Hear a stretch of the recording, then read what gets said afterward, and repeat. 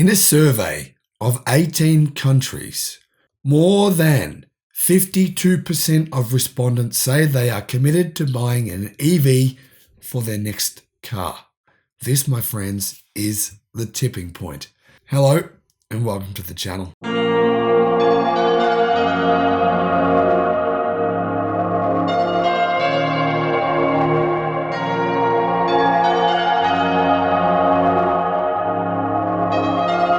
I'm the Electric Viking. My name is Sam Evans. Great to see you.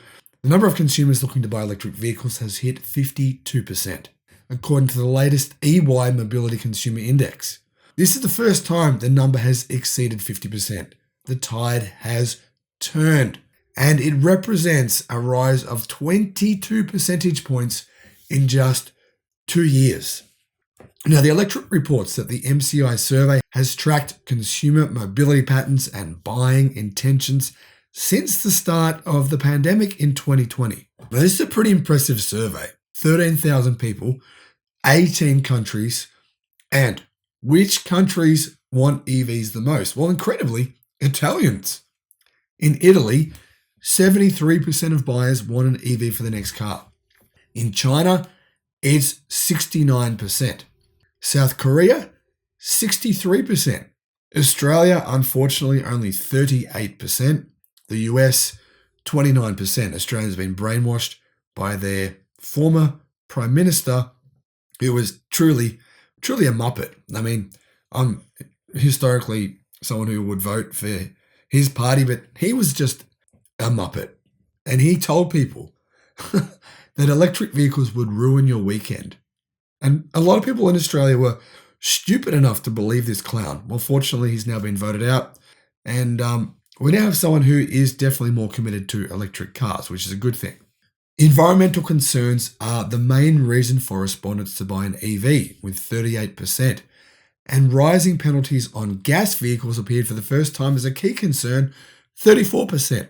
The Russian invasion of Ukraine and supply chain disruption is impacting the latter concern. I think there's probably people as well that think the rising cost of petrol, gas, would be affecting them, and they probably think they don't want to be beholden to to oil companies anymore. I don't want to be beholden to them. It sucks.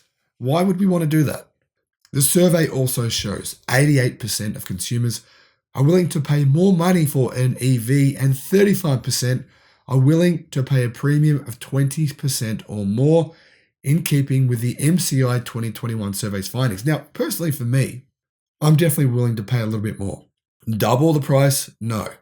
A bit more? Absolutely. The cost of running the thing is going to be way lower. Servicing, lower. Charging, just operating the car, much lower. I just made a video showing that in China, electric cars cost 10% on average more than internal combustion engine vehicles.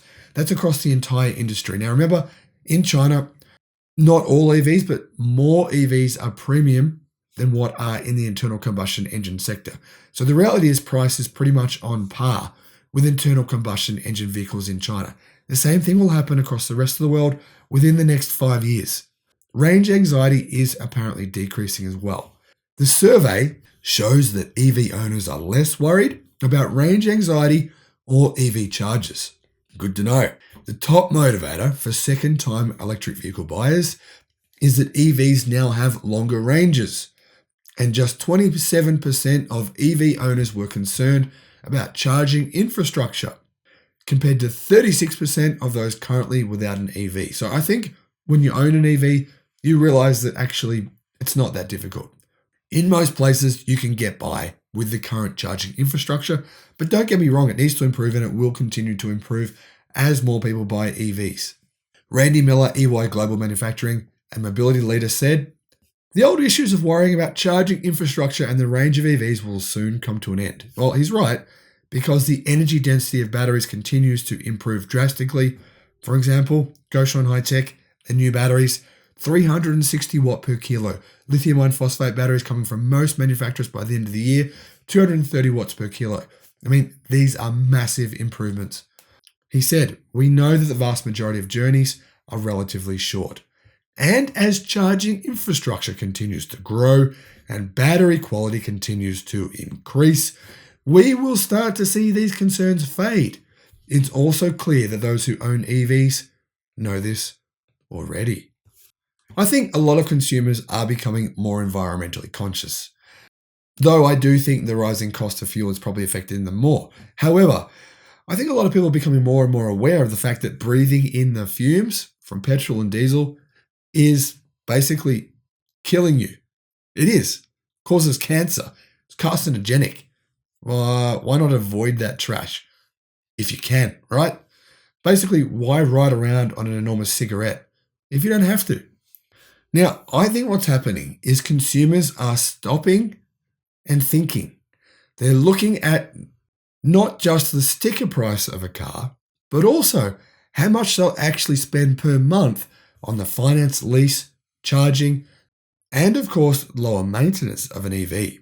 They then start to realize, which they appear to be doing now, just how much financial sense electric vehicles actually make, even without price parity. And of course, think about it this way, right? If you were to buy a Nokia 3310 or a BlackBerry phone, right when iPhones were hitting the market, then it wouldn't be worth much in a few years, would it? No one would want it. Everyone wants a smartphone. I think the same thing's happening with internal combustion engine vehicles and electric vehicles. People are starting to realize one is the old and the other one is the new. Once again, here's some fantastic news. Let me know in the comment section below. What are your thoughts? Are you planning on getting an EV for your next car? BYD, Tesla? I mean, if you're in Australia, you certainly have access to more BYD vehicles over the next 12 months. MG bringing out, Aura bringing out a new EV here. So yeah, we might need to be patient for a while, but they are coming. Thank you for watching. Bye-bye.